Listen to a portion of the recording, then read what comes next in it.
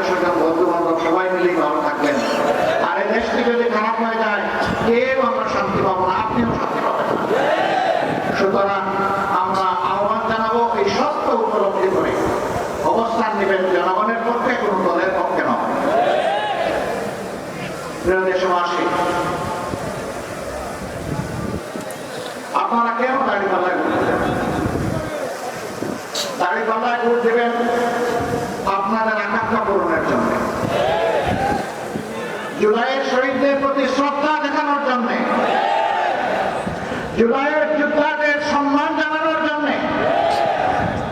তাদের যে অ্যাসপিরেশন বা আকাঙ্ক্ষা ছিল ওটা বাস্তবায়নের জন্য, আমার মায়ের জন্য, বোনের জন্য, মেয়ের জন্য নিরাপদ বাংলাদেশ গড়ে তোলার জন্য, ব্যবসায়ীদেরকে চাঁদার জ্বালা থেকে মুক্তি দেওয়ার জন্য, সিন্ডিকেট এবং চাঁদাবাজের কারণে 18 কোটি মানুষ অস্বাভাবিক দ্রব্যমূল্যের জাতাকলে পৃষ্ঠ সেই মানুষগুলোকে মুক্তি দেওয়ার জন্য, সমাজে সকলের জন্য সমাজ এবং ন্যায় বিচার নিশ্চিত করার জন্য।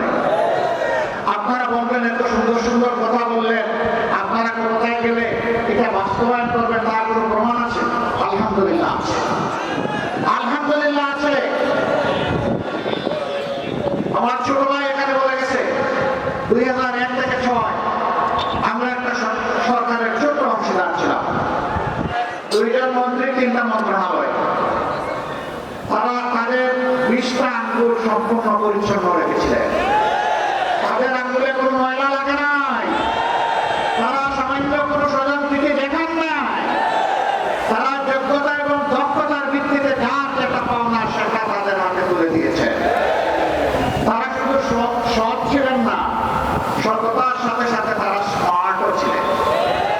তাদের মন্ত্রণালয়গুলো বদ্ধ কারখানা করে দিয়েছিল, কৃষিতে জীবন ফিরিয়ে এনেছিল, সমাজসেবায় বিপ্লব তৈরি করেছিল, কিন্তু তাদের গায়ে কেউ সামান্য স্পট লাগাতে পারে না।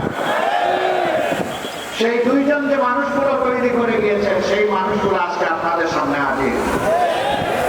এই মানুষগুলোর উপর সামাজিক দায়িত্ব আসলে আল্লাহকে ভয় করে মানুষের গুণের এবং আমানতের মর্যাদা এই ঋণ পরিশোধ করার জন্যই তারা 5টি বছর লাগাতার কাজ করে যাবে ইনশাআল্লাহ।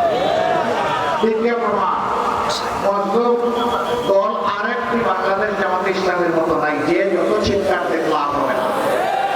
এই একটি দল যার ক্রমান্বয়ে 9 জন 11 জন শীর্ষ নেতাকে খুন করা হয়েছে, 5 জনকে দেওয়া হয়েছে মিথ্যা মামলার ফাঁসি, বাকিদেরকে মৃত্যুর দিকে ফেলে দেওয়া হয়েছে জেলের ভিতরে।